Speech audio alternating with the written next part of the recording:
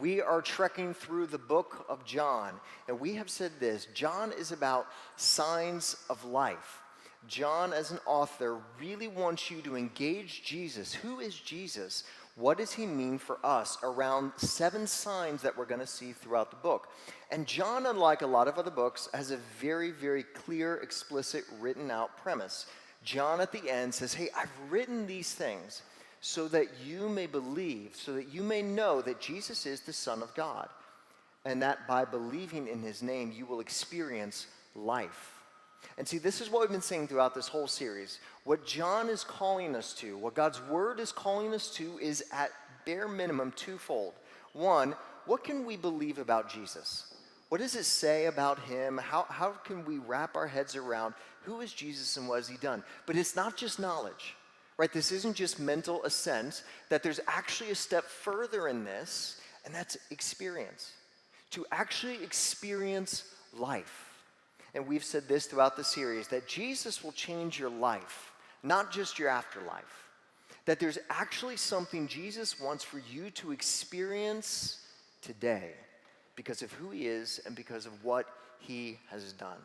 Now, if you were here with us last week, it was a little bit of a feel-good story, right? We had Jesus with his mom, and there was a wedding, and there was a lot of wine, and I mean, it's a good mix, you know? It's something that we can conceive of Jesus in. Today's a bit harder, okay? It's a little bit more challenging because what we see here in John chapter 2 is Jesus when he's really, really angry. And I tell you, we've got a hard time with that as Christians, right? Because when you think of Jesus in your mind, all right, go ahead and close your eyes for a second. I want you to visualize, what do you think Jesus looks like? Probably he's way too Swedish. What do you think Jesus looks like? I tell you what you can open your eyes now. What you probably aren't thinking is angry. Right? What we're used to seeing portraits of Jesus as is he's very compassionate. Maybe he's standing there with his arms open. If it's a children's story, there's lots of little kids around him. But we get a bit of a different picture of Jesus in this passage, and it's going to challenge our mindset in a couple of different ways. So we're going to dive into that. But before we do, I want to talk a little bit about environments and about what God is inviting us into.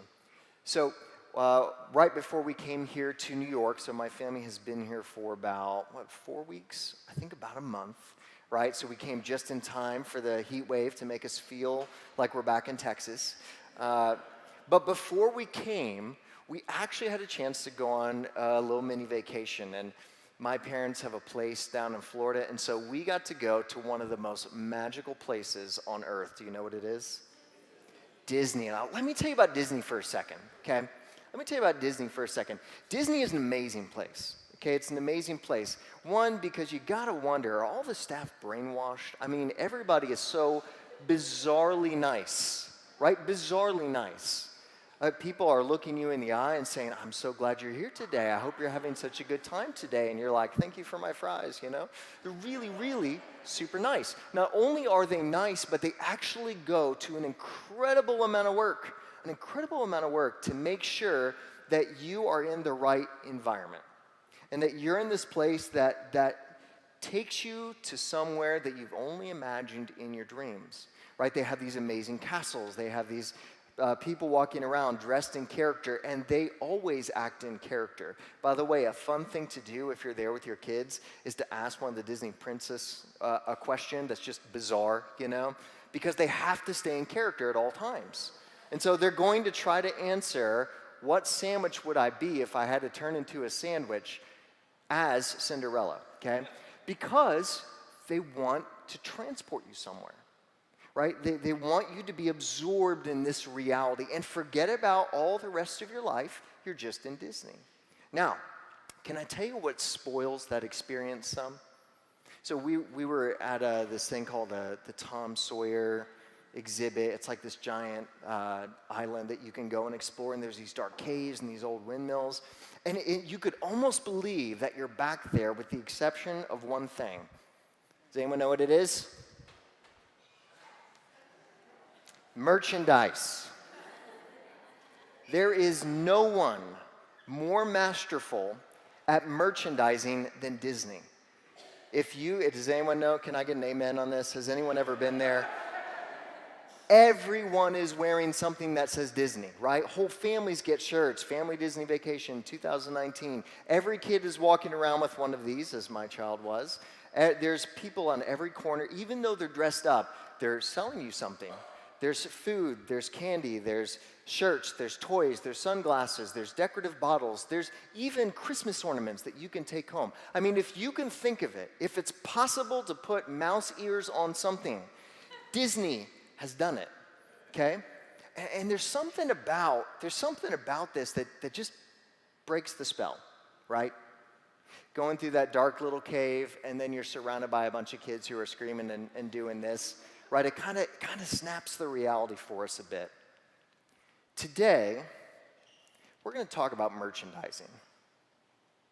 In fact, we're going to talk about what was it that made Jesus so angry? Something that, frankly, we don't engage a lot with here in the church. And yet, it was something that made Jesus so angry that he was actually whipping animals and turning over tables. And I tell you, if we understand today this whole idea about merchandising Jesus, merchandising religion, I think it's going to bring a new level of focus for us. Turn with me this morning to John chapter 2, verse 13. John chapter 2, verse 13. I'm reading this morning out of the ESV. You've got pew Bibles in front of you. Feel free to grab one or pull up your smartphone and follow along.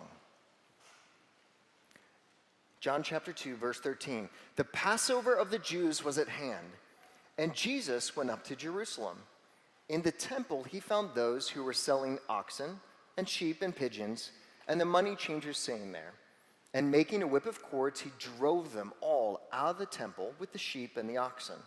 And he poured out the coins of the money changers and overturned their tables. And he told those who sold pigeons, "Take these away. Do not make my Father's house a house of trade." His disciples remembered that it was written, "Zeal for your house will consume me." Here's this amazing scenario. So Jesus, just in the previous chapter, in this amazing moment of generosity, performs a miraculous sign, turning over 150 gallons of water into amazing wine. It's a party, it's a celebration. And in fact, we said last week that this was an image of Jesus coming to return as Messiah, who would bring good things to all the world one day. And this was just like a little taste about what God's kingdom was going to be like when Jesus came in his full glory and power. Now, today it's a little bit different. So we transition from viewing Jesus with his disciples at a party to Jesus is coming into town for a religious festival. And he comes to the temple, and what Jesus sees really, really upsets him. Now, what was it that made Jesus so angry? Well, here's what was happening. So, as was the custom of the Jewish community at the time, every year the Jews would come to pay a certain amount of money to be in support of the temple and of the system that was there, the priests and the Levites. And so they would actually come from all over. They called it a temple tax. They would come from all over to bring this tithe before the temple. And as they were coming, they were also meant to bring sacrifices. If you were poor and couldn't afford a lot, it would be some form of a small bird. If you could afford more, then it would be something like a goat or a lamb. But you would bring something with you. Now, here's the tricky thing, right? The major currency at the time, who was the empire that was in control of Jerusalem at the time? Rome, all right? So the major currency, if you're just a Jewish person and you're living in the town, let's say that you buy and sell and trade goods, right? You're going to do that in a Roman currency because that was the money that was most popular, the denarii. The problem with that the Jews felt was a problem at least, was on that coin was stamped an image. Whose face was on that coin? Caesar. Now this is where it gets really tricky, right? So the Jews are supposed to bring a tax. They're supposed to bring this tithe, this offering before God, and they're going to bring it and give it. But in a very nuanced and a little bizarre fashion, this is what the Jewish religious leader said. Hey, I've got a problem with taking money with somebody's face on it. You know why? Because God said, you shall have no other graven images. Now, think about that. What was probably intended when God said, you shall have no other graven images before me? What was probably idols? Idols, right? God is saying this. Hey, at the very beginning when he drew the community to himself, the Jewish people, he says, hey, I want you to know there's only one God. Hear, O Israel, the Lord your God is one. There's only one God. I don't want you setting up idols to be worshiping Baal or Asheroth or any of these other lesser gods of these pagan countries. I want you to know there's only one God I want you to come worship. It's Yahweh. But see, here's what the community did. They went, okay, so there's no idols, but just to be clear, just to be very careful, we're actually going to even make sure that there's not even an image of somebody, right? It's not even an idol, it's a coin, okay? But just to be really clear, right, here's the boundary that God set, and we're going to build lots of little fences around that boundary, just to make sure we don't even get close, okay? So we don't want you bringing your coin with Caesar stamped on it, because maybe that counts as a graven image. And we want to be really, really clear and circumspect about what we're doing here, right? This is serious business. This is God, okay? So what we need you to do is I need you to bring that money, and we're going to have these money exchangers, okay? And they're going to exchange your pagan graven image currency into just like neutral silver and gold. Okay, are you tracking with me? So here's what would happen. You're supposed to bring a sacrifice, and just so they were really clear, put a little fence around and another fence around and another fence around what God actually said, that you also had to do this money changing. So there's the context, but what was it that made Jesus so angry? Let me tell you, it was not that the exchange rates were poor, okay? This was not, because you're getting cash out at the exchange station at the airport, which is always a ripoff, by the way, just in case you don't know that. Go to your bank. It's not because the rates were bad, okay? It was because they had traded the holiness of the temple for convenience. Merchandising. I tell you what, it's a pain. It is a pain to travel with an animal from a long distance away.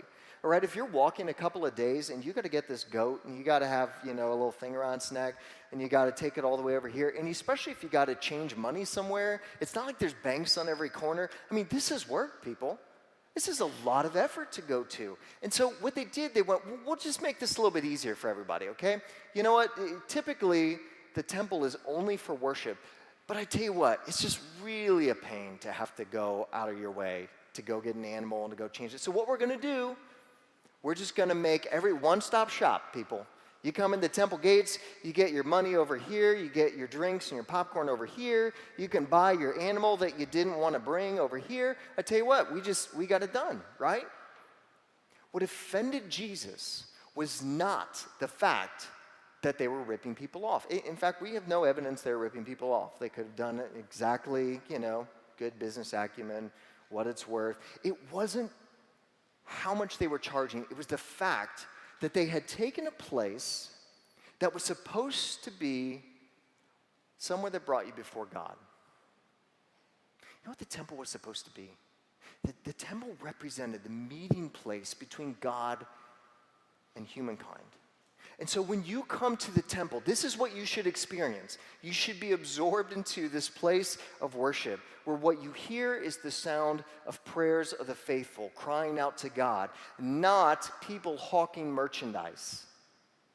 What you should be looking at is people who are bowed on their knees or who are doing purification rites, not some guy who's trying to catch a goat that just ran out of the pen, right? You had traded. Jesus is so incensed that they had traded the holiness, the separateness of God's place of worship for the sake of merchandising.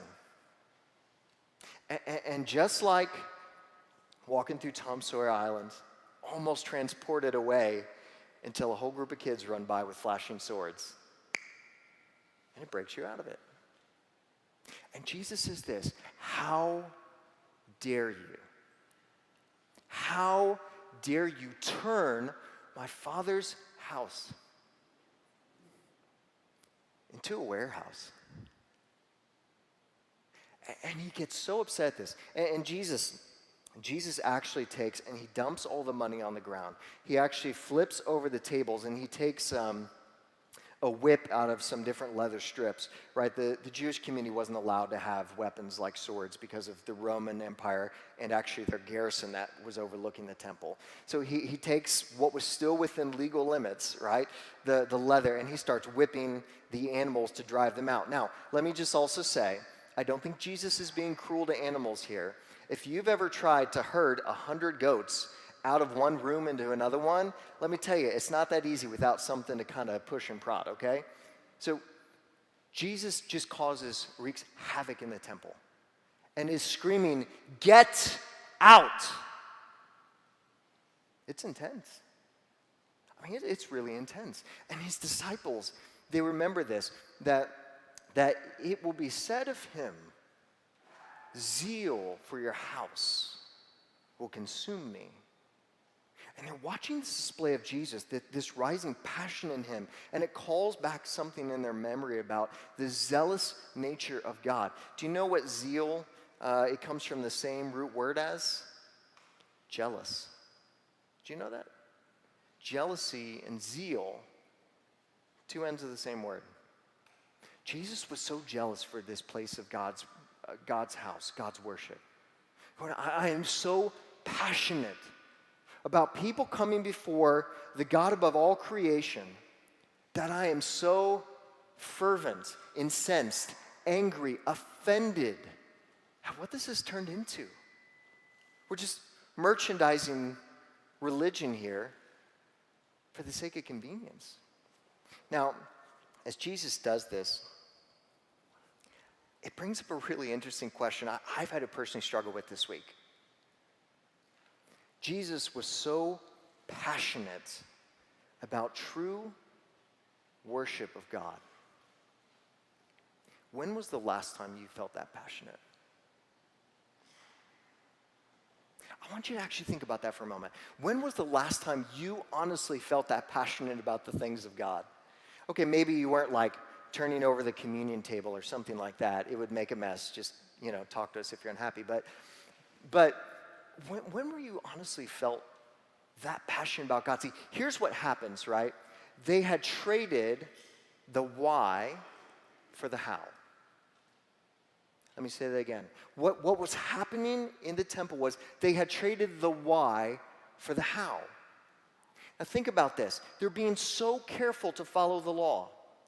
God said, I don't want you to have any idols. And so they extrapolate. Well, just to be sure we don't do that, we're going to make another rule, and we're going to make another rule, and we're going to make another rule, till we're in this really minute, kind of questionable rule of you can't bring in money because it's got a face on it. I mean, they're so particular, so focused on how to do this right, but they lost the why. Why are you here? Why are you at the temple? Why are you here to worship God? They'd lost it. I tell you, church, that's so easy to do, isn't it? I mean, when you do something, right, when it's a habit, and you come to church, or you've got your group that you're in, I tell you, church, it is so dangerous for us. It is so dangerous to get into a rhythm where you have lost the why. Why are you here this morning? Is it because of a passionate worship of God? Or is it because it's what your phone notified you? Hey, church this morning. Okay, well, I guess I'll go.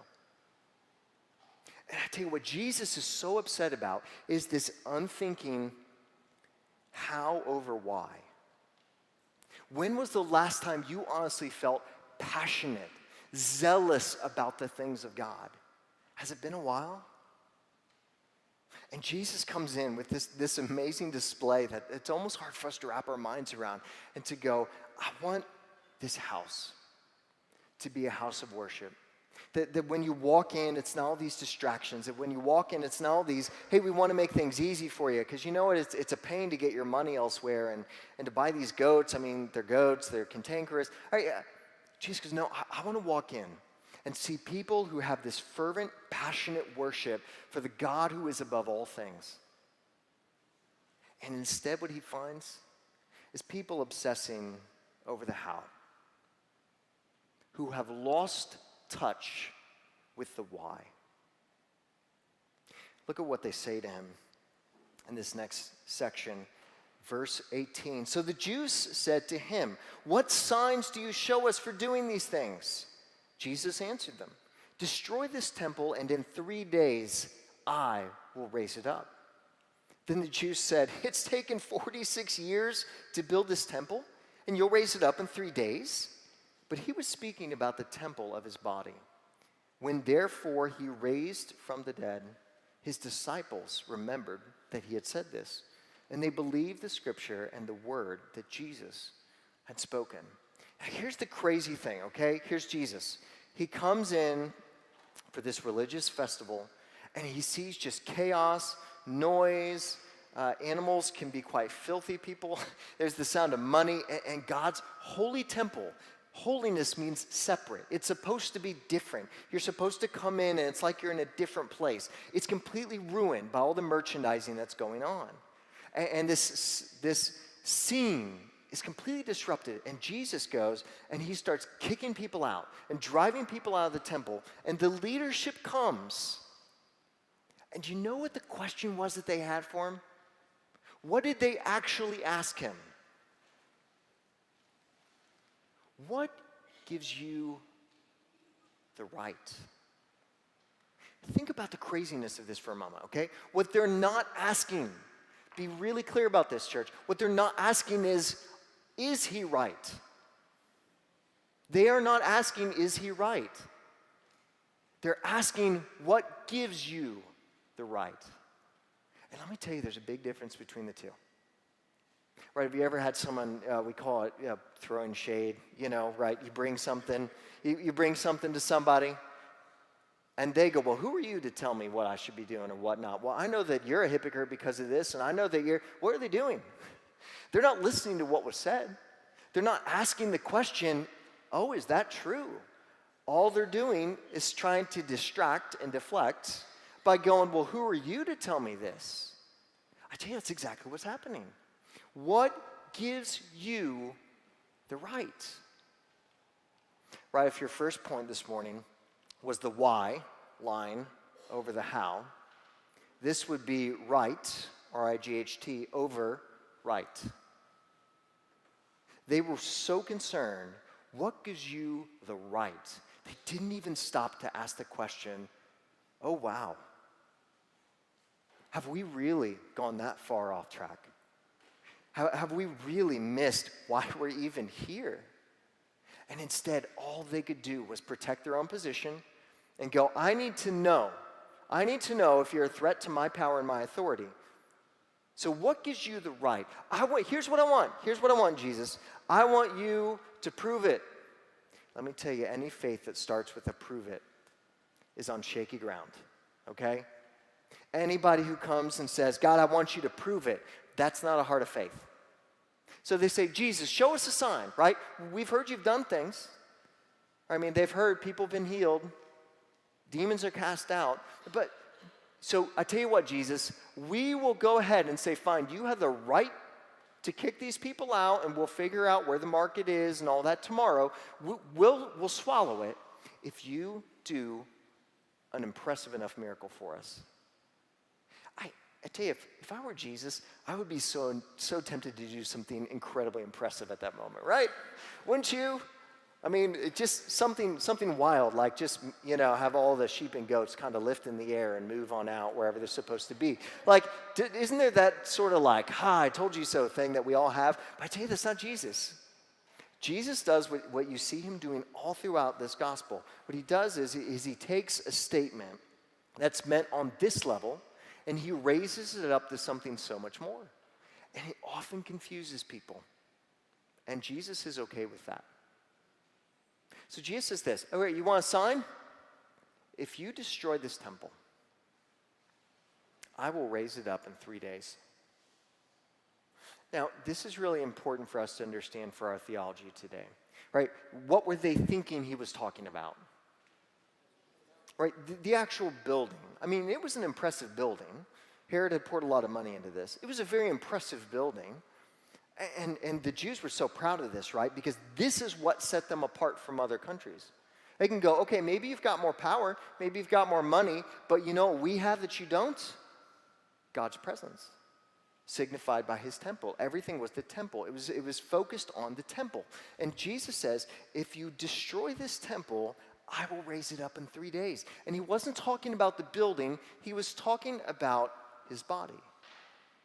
Now, it's important for us to know, why does he say temple? Why be mysterious? Jesus isn't just saying random words. What he's actually saying is that Jesus is the fulfillment of what the temple was meant to be. Let me say that again, because this is really important for us to get today for our faith and our walk with Jesus. Jesus is the fulfillment of what the temple was intended to be. What was the temple? It was the place where God and man met. Right, if you remember, right, in the very middle of the temple, what was that room called? The Holy of Holies, right? And in that space was the presence of God. You can read stories about it in the Old Testament, how God's presence came down in this place. And there were little barriers to everything, right? There was only one person who could go into that room, and it was the high priest. And how often could he go? Once a year. And if he screwed it up, what happened? You die, okay? Let me just be real clear what the message is there. God is holy, right? You do not approach God however you choose. God is holy, right? His place is a place of holiness, not a place of merchandise. He's holy. And there was all these separations, all these barriers, all these things that kept you from coming before God. But I tell you, Jesus is the fulfillment of the temple. And Jesus makes this really clear. He says, if you destroy this temple, I will raise it. Because in Jesus, we come before God. And instead of all these barriers, instead of all these rites, these rituals, when any person from any walk of life comes to Jesus with a heart of faith because of the grace of God, they are ushered into the presence of God. And I tell you, they completely missed it. They completely missed what Jesus was saying. And they balked at the ridiculousness of his statement. Are you're kidding me? You're going to tear this thing down in 3 days? It took us years to build this. And you can see them kind of elbowing each other, you know, saying, this guy, you know. And Jesus leaves it. It's not just that they had lost the why they were there to worship over the how. The mechanisms, the rituals, the garbs, the washing of the hand, they had missed the purpose. That God was so holy, you could not come to him however you chose. And because God loved you so much, knowing that you could not come to him, he came to you. And the new meeting place between God and man is no longer this brick and stone and mortar thing that's in one particular country. It's actually in a person who is available to all. Look at what it says in this last section here, verse 23. Now, when he was in Jerusalem at the Passover feast, many believed in his name when they saw the signs that he was doing. But Jesus, on his part, did not entrust himself to them because he knew all people and needed no one to bear witness about man, for he himself knew what was in a man. This is going to be a shift for us in the book, okay? This moment, in fact, if you want a really interesting study, does anybody know when the cleansing of the temple happens in the other three Gospels? At the very end of the story. John actually takes it out of order and puts it at the beginning of his story. Why? Because this isn't a chronological telling. John is placing stories in a certain sequence because he wants you to learn something at a certain time. What does John want you to learn? that foundationally what was happening at the very start of Jesus' ministry, he wants it to be clear that Israel had lost the why because they were so lost in the how. And that God is so gracious. That's not going to be about this building. It's not going to be about all of these systems. That God is actually going to come to you, and the new meeting place between God and man is in the person of Jesus Christ. That when we come to Jesus Christ, we are brought before God's throne. And yet, even in all these miraculous things, many people aren't going to see it. The text ends with this, right? Many people saw Jesus do amazing things, and they believed. But Jesus didn't trust them. You know why? Because there is a huge difference between a fan and a follower. There's a huge difference. And I tell you, church, there are a lot of people who will be fans of Jesus when he shows up and does something cool. Do you know when you find out the difference between a fan and a follower? When it gets hard, right? That's the difference. When things get hard, are you still going to follow? Or when the gravy train seems to come to a screeching halt, you going to pack up and move somewhere else? John is saying the stage. Jesus is now starting to ruffle feathers, right? This isn't just a wedding. This isn't just some great teaching or people getting healed. Pretty much everyone can be on board with that, okay? I've yet to find a person who goes, I hate it when people are healed, okay? It's pretty easy to like. It's not a problem. But things are about to get hard. And you see, John puts this early in the book because we're about to make a big shift here. Now all of a sudden, people aren't going to be so happy with Jesus. Now all of a sudden, things are going to get difficult for those who are following him. And Jesus in this moment, as people are clapping, as people are clicking follow and posting, comments in the comment section saying, we love you, Jesus, you're so great, Jesus knows what's in the heart of a person. And he says, I'm not going to trust myself to you because you're fickle. And the disciples who are called to follow Jesus are going to learn real soon what it means to follow him even when it's hard. As the worship team comes up for our communion today, every week we've said this, that there's something to believe, there's something to experience, right? We talked about last week believing that Jesus is generous in his own time. And because of that, we can actually experience a faith, a belief, a trust, an obedience, even in the unknown. You know what it is today? What do we need to believe about Jesus today? We need to believe in our heart of hearts that Jesus actually brings us before God. That it's Jesus who brings you before God. It is not you who brings yourself before God, right? Don't get so caught up in the rituals and I just got to do it the right way and I got to make sure that I cross all the T's and I dot all my I's. No, what we're talking about is that Jesus is actually the meeting place between God and humankind. And that when you come to Jesus, you are actually ushered into the very presence of God. Amen, church? Now, it's not just what we believe in this, it's also what we experience, right? What we experience and what I pray for us to experience this week is the why. Over the how, the why. When was the last time that you actually felt passion for the things of God? And I tell you, it could be real tempting right now to kind of throw shade on this thing and go, well, Brian, I don't know, who are you to be up there? I don't even know. You're from Texas, okay? You don't know. You don't know. People from Texas don't know. Okay, maybe I don't. Maybe I don't. But I tell you, before we even talk about who has the right, is it right? Has it been a long time since you actually felt passion for the things of God? My prayer this week, as we come to the table, my prayer for me is that we would say, God, I pray this week, because I believe, God, that you are the one who brings me before God in heaven. And because of that, man, I want to reconnect with the why.